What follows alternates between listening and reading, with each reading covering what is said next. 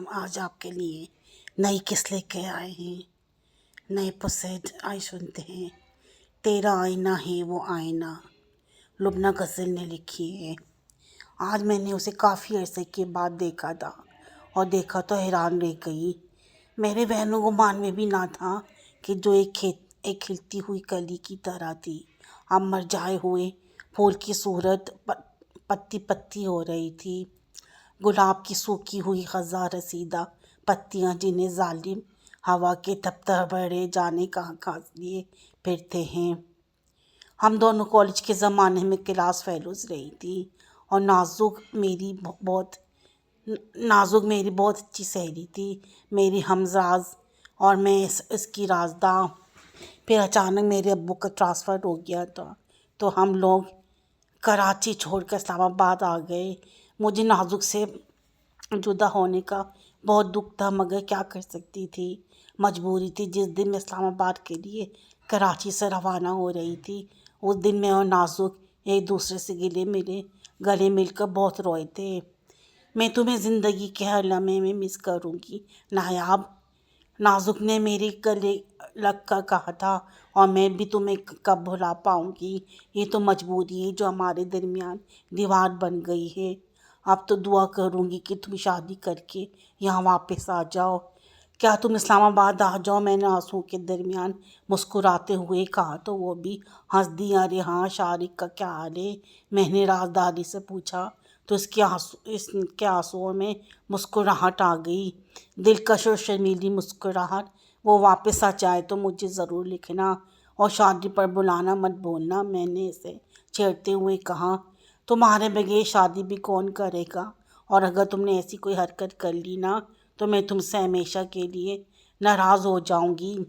میری جان، ابھی تو مجھے تم جیسا روگ نہیں لگا، اور اگر لگ گیا تو تمہیں سب سے پہلے اطلاع دوں گی، میں نے اس کی گالوں پر پیار کرتے ہوئے کہا. پھر ہم دونوں بہت سے وعدے کرتے ایک دوسرے سے جدا ہو گئے. میں نے اسلام آباد پہنچتے ہی اس کی ایک طویل خط لکھ ڈالا، پھر اس کا بھی ویسا ہی محبت بھرا تفصیلی جواب آیا. اس طرح اب ہماری ملاقاتیں خطوں کے تک محدود ہو گئی تھیں. پھر اچانک 1 سال کے بعد میرا کراچی جانا ہوا. میری آپا کے سسرال میں شادی تھی اور انہوں نے خاص طور پر مجھے بلایا تھا. امی نے مجھے چھوٹے بھائی کے ساتھ بھیج دیا. میں توڑ کر کراچی آنا چاہ رہی تھی. یہاں آ کر میں نے سب سے پہلے نازک سے ملنا چاہتی تھی، مگر آپا کے حکم کے مطابق اس دن مجھے آرام کرنا پڑا، اور دوسرے ہی دن آپا شادی کی تیاری کے سلسلے میں مجھے بازار لے آئیں. تاریخ روڈ کے شاپنگ سینٹر میں اور نازک گھوما کرتے تھے. آج مجھے وہ بے تحاشا یاد آ رہی تھی اور میری نگاہیں بے اختیار نہ اسے ڈھونڈ رہی تھیں، اس بازار میں، ان دونوں دکانوں پر. پھر اچانک میرے دل کی مراد برائی سچی تھی نا، اور جذبہ بھی صادق تھا. وہ ایک چوڑیوں کی دکان پر اپنی چھوٹی بہن کے ساتھ کھڑی اس کے لیے چوڑیاں پسند کر رہی تھی.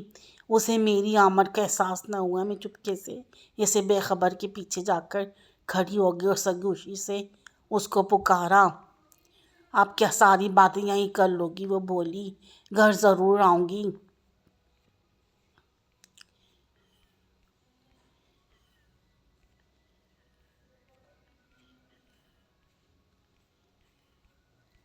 نازک میری آواز پر وہ تیزی سے پلٹی. ارے نایاب، تم تو مجھے یقین نہیں آ رہا. وہ بے اختیار مجھ سے لپٹ گئی. اور یہ تم ہو؟ مجھے بھی یقین نہیں آ رہا. کس قدر بدل گئی ہو تم. مجھے حیرت ہو رہی تھی اس کے بدلے ہوئے حلیے پر. تمہاری جدائی میں یہ حال ہو رہا ہے، اس نے مسکرا کر کہا، اور مجھ سے مسکراہٹ پھیکی لگی. مجھے ایسا تو نہیں لگتا تھا کہ کوئی اور بات ہے. اب کیا ساری باتیں یہیں کر لو گی؟ بولی. گھر ضرور آؤں گی تمہارے. ابھی چلو میرے ساتھ. وہ محبت بھرے اصرار کرنے لگی، میرا ہاتھ تھام کر. اس وقت تو میں اور آپا بھائی جان کے ساتھ آئی ہوئی ہیں. شام کو ضرور آؤں گی، میں انتظار کروں گی. سچ میرا بہت دل چاہ رہا تھا تم سے ملنے کو. اچھا ہوا جو تم آ گئیں. تو پھر شام کو ڈھیر ساری باتیں کریں گے. میں نے کہا، میں تجھے رات کو جانے نہیں دوں گی. اس نے کہا، اچھا. میں ہنس دی. آپا مجھے تلاش کرتی ہوئی وہاں آ گئی تو میں نے نازک سے اجازت لی. شام تک کے وعدے پر میں نے آپا کو پہلے ہی بتا دیا تھا کہ آج شام کو میں ضرور نازک کے گھر جاؤں گی اور رات کو وہیں ٹھہروں گی۔ اتنے عرصے کے بعد میں اپنی عزیز تری سہیلی سے ملی تھی۔ اتنے دنوں کی جدائی کی تھکن اتارنا تھی، بہت باتیں کرنی تھی، اور مجھے سب سے پہلے زیادہ تشویش یہی تھی کہ وہ مجھے کچھ پریشان اور بے حال سی کیوں نظر آئی تھی شارق کو۔ شارق تو اچانک میرے دل میں خیال آیا، مگر نازک تو شارق کی بہت تعریف کرتی تھی، اس کی محبت بے مثال تھی۔ ایسا نہیں ہو سکتا، میں نے اپنے دل کو تسلی دی، مگر مجھے اطمینان نہ ہو سکا۔ تشویش لاحق رہی۔ میں بھائی کے ساتھ اس کے گھر گئی اور تھوڑی دیر کے بعد بھائی کو رخصت کر دیا۔ نازک کی امی مجھ سے اسی محبت اور خلوص سے ملی جیسے پہلے ملتی تھی۔ ادھر ادھر کی باتوں کے بعد میں اور نازک کمرے میں آ گئے۔ تو مجھے فریش نہیں لگ رہی ہو نازک؟ میں نے بے چینی سے کہا۔ وہ مسکرا دی۔ فریش کس طرح لگتے ہیں؟ جیسے میں نے بے اختیار کہا۔ وہ ہنس دی۔ ہاں میں دیکھ رہی ہوں نایاب، تم میں بہاروں کی طرح نکھار آ گیا ہے، لگتا ہے تو نے کوئی روگ لگا لیا ہے۔ اس نے میرا چہرہ ہاتھوں میں تھام کر کہا۔ ہاں اور یہی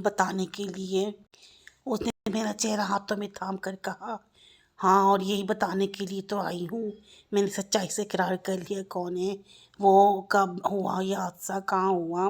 وہ خوشی سے چیخ اٹھی۔ میری خوشی میں اس کا غم کہیں چھپ گیا تھا۔ ابھی نہیں بتاؤں گی جب تک تم مجھے اپنی پریشانی کا سبب نہیں بتائے گی۔ میں نے کہا ابھی رات پڑی ہے نایاب۔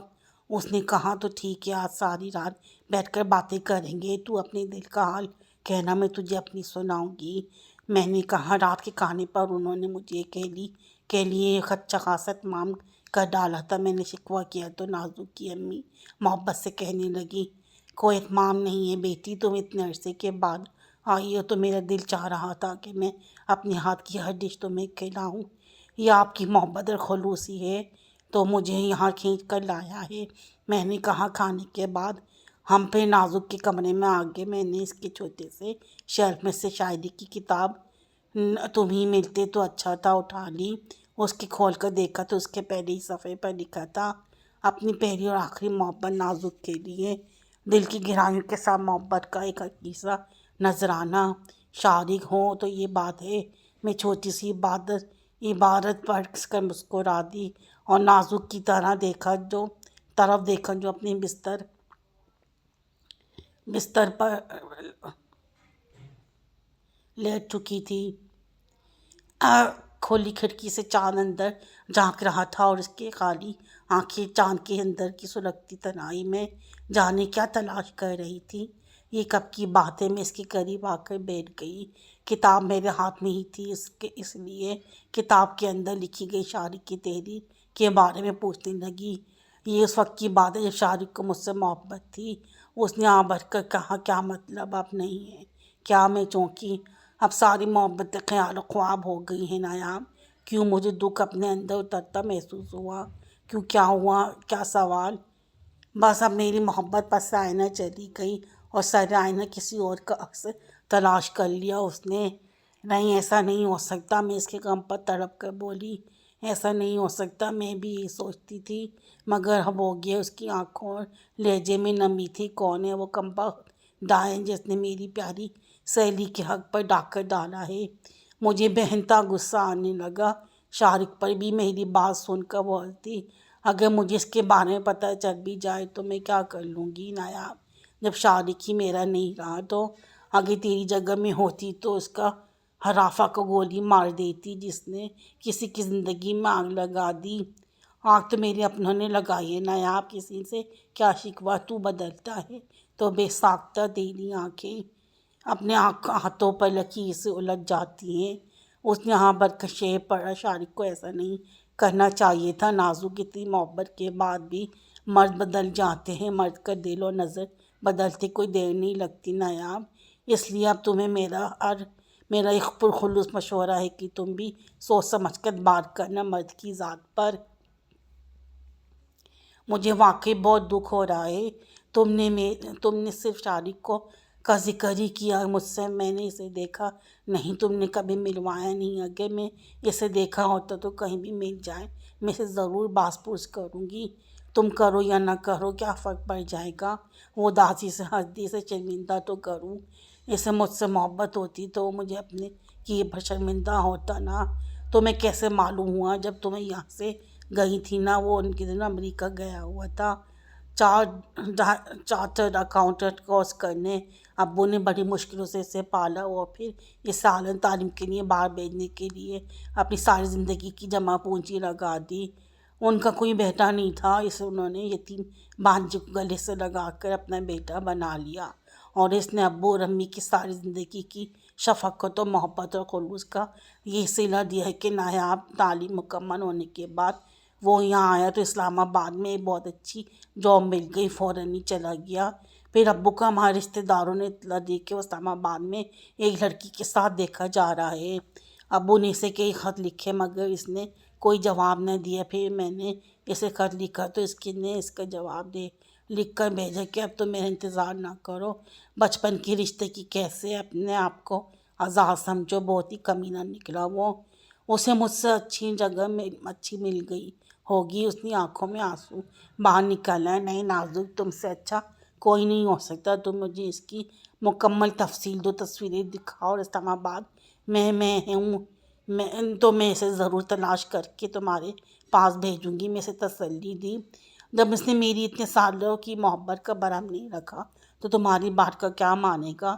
چھوڑو، تم اپنے آپ کو پریشان نہ کرو. اب وہ میرا نہیں رہا، کوشش بیکار ہے.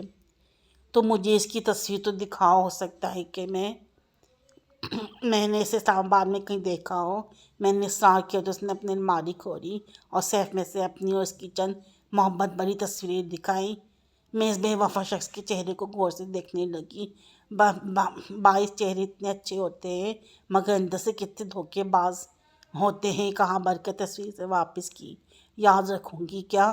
اس نے پوچھا. ہاں کیوں نہیں. اس کے چہرے کا ایک ایک نقش اپنی آنکھوں میں اتار لیا. جیسے ناگن انتقام لینے کے لیے دشمن کی تصویر آنکھوں میں اتار لیتی ہے. یہ تمہارا مجرم ہے تو پھر میرا بھی مجرم ہے. تمہارا دکھ میرا اپنا دکھ ہے نازک. میں نے اس کے شانے پر ہاتھ رکھ دیا. ارے میں تو اپنا ہی دکھ لے بیٹھی، تم اپنی تو سناؤ. اچانک اسے خیال آیا اپنی کیا سناؤں. میں ہنس دی. وہی جو تم نے مجھے پہلے کہا تھا. تم پریشان اور دکھی ہو اور میں تمہیں اپنی خوشیوں کے بارے میں بتاؤں اچھا نہیں لگتا. وہ تو میری اپنی قسمت ہے نایاب. تمہاری خوشی سے مجھے خوشی ہو گئی. اس نے میری ہاتھ محبت سے تام کا اصرار کیا تو میں مسکرا دی. پھر میں نے ارسلان کے بارے میں مختصر بتا دیا. ایک طرح کی رسمی تعارف ہی تھا. بات کہاں تک پہنچی نازک خریدنے لگی. ابھی بات شروع ہی ہونی ہے. ابھی دیکھیں کہاں تک پہنچے. اپنا دکھ بھول کر وہ میری خوشی میں ہنس دی. مگر اس کے غم پر میں نے اپنے آپ کو اندر سے ٹٹولنا شروع محسوس کیا. پھر اس کے بعد میں آپا کے گھر شادی کے کام میں مصروف ہو گئی. مگر اندر ہی اندر مجھے نازک کے دکھ نے پریشان کیا ہوا تھا. میری اتنی پیاری معصوم سہیلی کو روگ کیوں لگے، وہ اس کے دکھ سے کیوں گزرے. میں مسلسل اس کی پریشانی کو حل کرنے میں، اس کی مدد کرنے کے بارے میں سوچتی رہی. واپسی پر مجھے پھر بھرپور طریقے سے مل لی اور اس نے وعدہ لیا کہ اسے خوشیاں ضرور واپس ملیں گی. مجھے تو اپنی نئی نویلی محبت میں ذرا بھی لطف نہ آیا اور آتا بھی کیسے. میں بھی ذرا ذہنی طور پر پریشان تھی. میں واپسی پر نازک کی شادی کی ایک تصویر ساتھ لے آئی تھی. سوچ رہی تھی کہ ارسلان سے اس کے سلسلے میں مدد دوں. میں نے واپس آ کر پہلا کام یہی کیا کہ جس کے بارے میں مجھے بے حد بے چینی تھی. ارسلان اس شام کو میرے گھر پہ آیا تو میں نے اس سے اس کی اپنی سہیلی کا غائبانہ تعارف کرایا اور پھر اس کی تصویر اس کے سامنے رکھ دی. وہ لمحے بھر کو چونکا اور یہ وہی لمحہ تھا جس پر میں ایک عمر کا فیصلہ کرنا تھا. چونک کیوں گئے ارسلان، یہ تصویر تمہاری ہے نا؟ میں نے ایک تیر اس کی طرف اچھالا. اب اس سے مزید سمجھنا مشکل ہو گیا. نام بدل لینے سے چہرے نہیں بدل جایا کرتے. شارق ارسلان یہی ہے تو نہ تمہارا پورا نام؟ نازک نے صرف تمہارا ذکر کیا تھا. میں نے تصویریں نہیں دیکھی تھی. اگر پہلے ہی تمہاری تصویر دیکھ لی ہوتی تو شاید انجانے میں میری پیاری سہیلی کو میری ذات سے دکھ نہ پہنچتا. تم نے اسے ہی نہیں مجھے بھی دھوکہ دیا ہے شارق. ارسلان بولو، کیا یہ سب جھوٹ ہے؟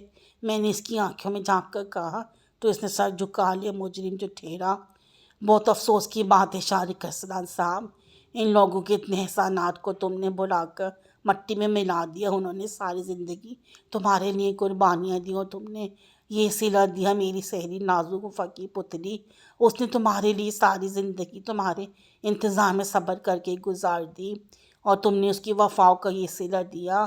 اچھا ہوا جو مجھے پہلے ہی سب کچھ پتہ چل گیا، اور نہ شاید میں اپنے آپ کو کبھی معاف نہ کر سکتی، اور میں اپنی پیاری سہیلی پر اتنا ظلم کرتی۔ اگر تم میں اس ذرا سی بھی شرم اور لحاظ تو لوگوں کے احسان اتارنے کا احساس ہے تو واپس نازو کی طرف لوٹ جاؤ۔ میں اس سے وعدہ کر کے آئی تھی کہ میں اسے اس کی خوشیاں واپس لوٹاؤں گی۔ اب تم میرا ہی برہم رکھ لو، مجھے اس کے سامنے شرمندہ نہ کرو، اس کے پاس ویسے ہی لوٹ جاؤ جیسے واپس آئے تھے۔ میں تو خود شرمندگی سے زمین میں گڑی جا رہی ہوں۔ میں نے ہی اس کا حق پہ ڈالا تھا، اس کے پیار کو لوٹا۔ میں تو اپنی ہی نظروں میں گر چکی ہوں، میں زندگی بھر اس سے نگاہ نہیں ملا سکوں گی۔ تم مجھے مزید شرمندگی سے بچا لو، ایسا ظلم نہ کرو، وہ تو بہت معصوم اور بھولی بھالی ہے۔ مجھے معلوم نہ تھا کہ تم ایک وفا شار کی محبت کو ٹھکا کر آ رہے ہو، ورنہ میں دل کے دروازے پر تم پر کبھی نہ کھولتی۔ شارق ارسلان، اب بھی کچھ نہیں بگڑا، ابھی تو یہ پہلی ہی منزل ہے۔ میری محبت میں عشق نہیں بنی، جنون میں نہیں بدلی، روگ میں نہیں لگا، نازک سو سرتابہ سو لگ رہی ہے۔ عشق کی آگ میں اسے مزید شعلوں میں نہ جھلساؤ، اب تم میرے قابل نہیں رہے شارق۔ میں نے سب کچھ اور سے کہا اور اٹھ کر چلی آئی، جانے وہ کب خاموشی اٹھ کر چلا گیا، پھر وہ نہیں آیا، شاید واپس لوٹ گیا۔ پھر چند مہینوں بعد مجھے نازو کا خط ملا جس میں اس نے اصرار کے ساتھ مجھے اپنی شادی میں بلایا تھا۔ خط کے لفظ لفظ سے خوشی ٹپک رہی تھی۔ شارق اس کی طرف واپس لوٹ گیا تھا۔ میں ضرور آؤں گی نازو، میں تمہیں اپنے ہاتھ سے اس کی دلہن بناؤں گی جس کی میں نہ بن سکی۔ میں تمہاری دوستی پر ایسی ہزار محبتیں قربان کر دوں گی۔ میری آنکھ سے آنسو نکل کے اس نے شادی کے کارڈ پر عین اس کی سنہری نام پر گر پڑا جس پر اس نے اپنے نم ہوتے لب رکھ دیے تھے۔ یہ تھی ایک بہترین کہانی، آپ کو کیسی لگی؟ آپ میرے چینل کو سبسکرائب کریں، لائک کریں اور شیئر کریں۔